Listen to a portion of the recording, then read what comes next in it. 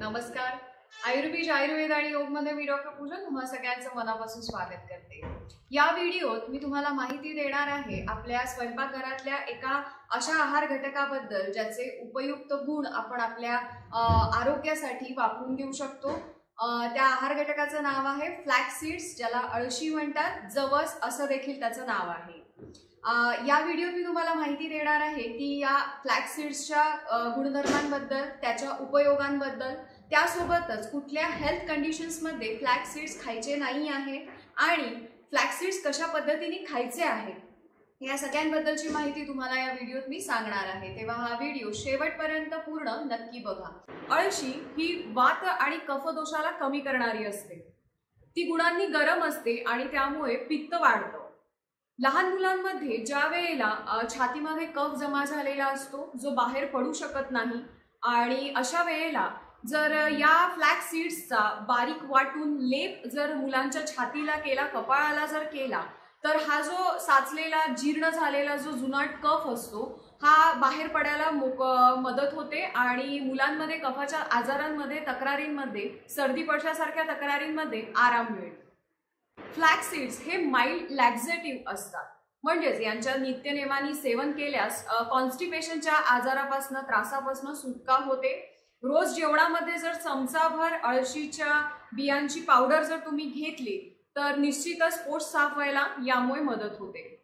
Menopausal तक्रारी ज्या दिसून येतात एका 45च्या वरच्या वयोगटाच्या महिलांमध्ये, ज्याच्यामध्ये कंबरदुखी असते, पाठदुखी सारख्या तक्रारी असतात, इस्ट्रोजन या हॉर्मोनची शरीरामध्ये मेनोपॉज या ड्युरेशनमध्ये कमतरता झालेली असते, ज्यामुळे शरीरात निसर्गतः कॅल्शियमची कमतरता व्हायला लागते.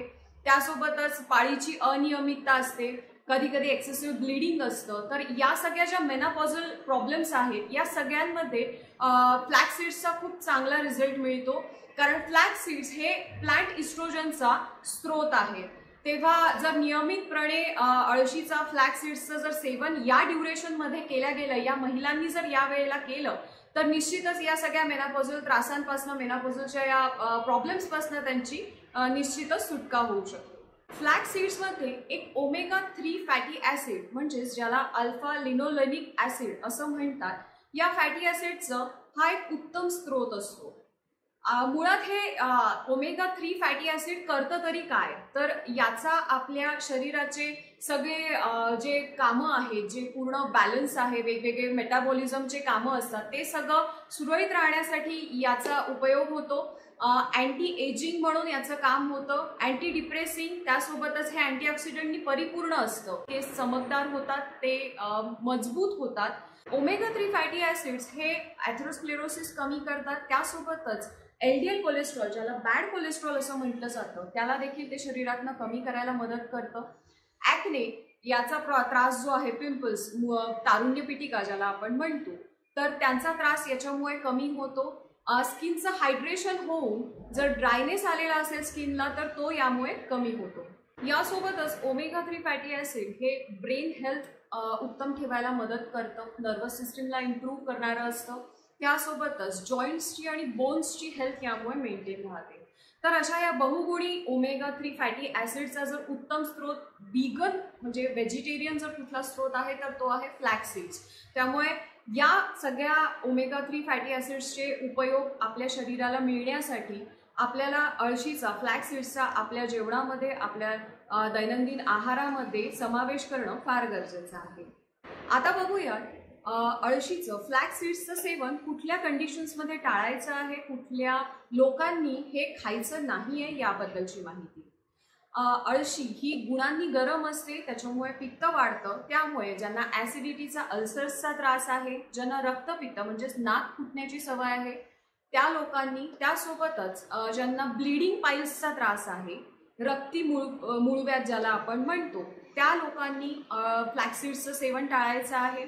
यासोबतच ज्या लोकांना अँटीकोॲग्युलंट ट्रीटमेंट सुरू आहे, त्या लोकांनी डॉक्टरांच्या सल्ल्याशिवाय अळशीचं सेवन करायचं नाहीये. प्रेग्नन्सीमध्ये देखील या फ्लॅक्स सीड्सचं सेवन आपण टाळायचं आहे. जसं की मी आत्ताच बोलली की अळशी हे गुणांनी गरम असतात, तर ते पित्त वाढवतात. यामुळेच फ्लॅक्स सीड्सचं सेवन उन्हाळ्यात आणि शरद ऋतू म्हणजेच ऑक्टोबर हीट या दोन्ही ऋतूंमध्ये करणं टाळायचं आहे, कारण यामुळे पित्ताचे त्रास होण्याची शक्यता असते। तर आता आपण बघितलं की अळशीचे गुण काय आहेत, कुठल्या लोकांनी कुठल्या हेल्थ कंडिशन्समध्ये आपण अळशीचं सेवन करू शकतो याबद्दलची माहिती, त्यासोबतच कुठल्या हेल्थ कंडिशन्समध्ये अळशी खायची नाहीये याबद्दलची सुद्धा माहिती बघितली। आता आपण बघणार आहोत की अळशी कशा प्रकारे आपण खाऊ शकतो। तुम्ही पावडर बनवून सुद्धा अळशीचं सेवन नियमित करू शकता। अळशीच्या बाबतीत एक महत्त्वाची टिप मला इथे तुम्हा लोकांना सांगावीशी वाटते, ती म्हणजे ही की अळशीच्या सलग बिया या तितक्याशा शरीरासाठी उपयुक्त नसतात जितक्या अळशीच्या बियांची पावडर आपण म्हणजे पावडर स्वरूपात जितक्या चांगल्या प्रकारे अळशीचे गुणधर्म आपल्या शरीरात शोषले जाऊ शकतात। तर त्यामुळे जेव्हाही अळशीचं सेवन तुम्ही करणार आहात, फ्लॅक्स सीड्स तुम्ही खाणार आहात, तेव्हा या गोष्टीची नेहमी काळजी घ्या की ती तुम्ही पावडर स्वरूपात शरीरामध्ये घेत आहात। आता बघूयात अळशीची इझी आणि टेस्टी रेसिपी, ती म्हणजे अळशीची चटणी कशी करायची आहे याबद्दलची रेसिपी।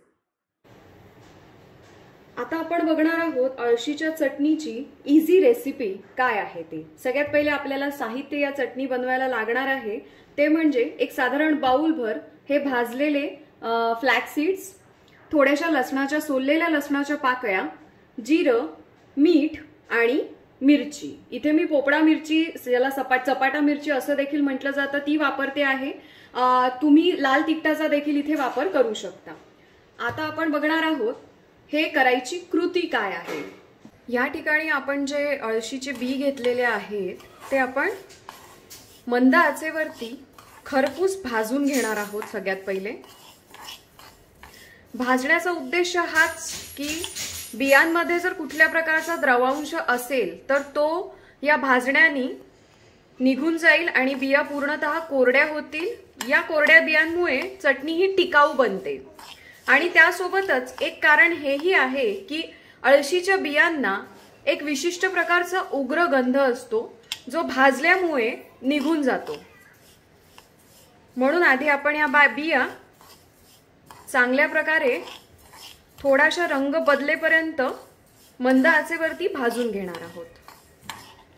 हे सगळं जे मिश्रण मी घेतलेलं आहे आता ते मी मिक्सरच्या पॉट मध्ये टाकणार आहे। ह्या माझ्या बाउलभर फ्लॅक्स सीड्स,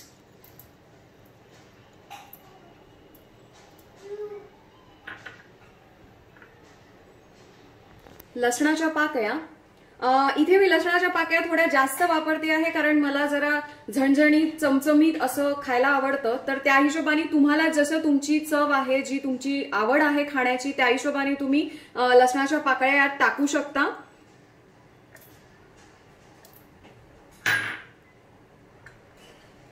एक चमचाभर जिरं आपण यात घालणार आहोत आणि ही चपाटा मिरची। यात थोडंसं लाल तिखट देखील आपण टाकू शकतो। परत तोच विषय आहे, ज्याला जसं आवडतं, तिखट हवी असेल, चमचमीत हवी असेल, खुसखुशीत हवी असेल तर तुम्ही तिखट अजून वरून ऍडिशनल टाकू शकता। जर फिक्की आणि साधारण चवीची हवी असेल तर तुम्ही नुसतं मिरची टाकली तरीही होईल आणि चवीपुरतं थोडंसं मीठ।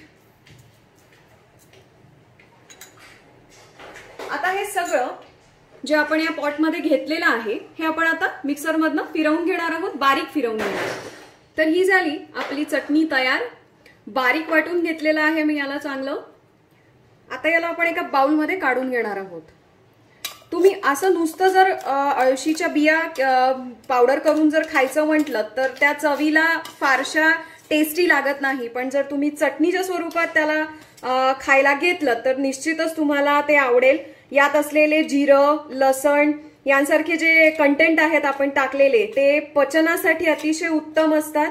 त्याबरोबरच ते या चटणीला चविष्ट आणि चवदार सुद्धा बनवायला मदत करतात। तर ही झाली तुमची चविष्ट आणि हेल्दी अशी अळशीची चटणी तयार।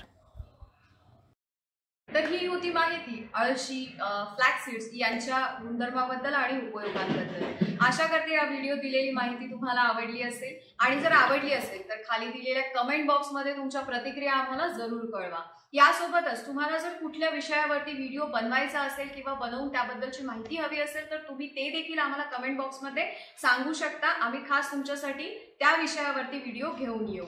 यासोबतच या व्हिडिओला जास्तीत जास्त शेअर करा, लाईक करा, आणि सोबतच आमच्या या चॅनलला सबस्क्राईब करा आणि तिथे दिलेल्या बेल आयकॉनवर क्लिक करा. बेल आयकॉनवर क्लिक केल्यानंतर तिथे ऑल नोटिफिकेशन्सचा एक ऑप्शन येईल, तो चूज करा. कारण तो चूज केला तर येणाऱ्या प्रत्येक नवीन इंटरेस्टिंग व्हिडिओचं अपडेट, नोटिफिकेशन तुम्हाला तुमच्या मोबाईलवर बघायला मिळेल. धन्यवाद.